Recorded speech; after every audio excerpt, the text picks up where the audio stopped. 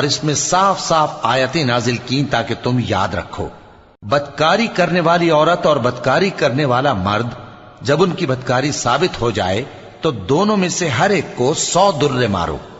اور اگر تم اللہ اور روز آخر پر ایمان رکھتے ہو تو اللہ کے قانون کو نافذ کرنے میں تمہیں ان پر ہرگز ترس نہ آئے، اور چاہیے کہ ان کی سزا کے وقت مسلمانوں کی ایک جماعت بھی موجود ہو۔ بدکار مرد تو بدکار یا مشرک عورت کے سوا کسی سے نکاح نہیں کرتا، اور بدکار عورت کو بھی بدکار یا مشرک مرد کے سوا اور کوئی نکاح میں نہیں لاتا۔ اور یہ یعنی بدکار عورت سے نکاح کرنا مومنوں پر حرام ہے۔ اور جو لوگ پرہیزگار عورتوں کو بدکاری کا عیب لگائیں اور اس پر 4 گواہ نہ لائیں تو ان کو 80 درے مارو، اور کبھی ان کی شہادت قبول نہ کرو، اور یہی بد کردار ہیں۔ ہاں، جو اس کے بعد توبہ کر لیں اور اپنی حالت سنوار لیں تو اللہ بھی بخشنے والا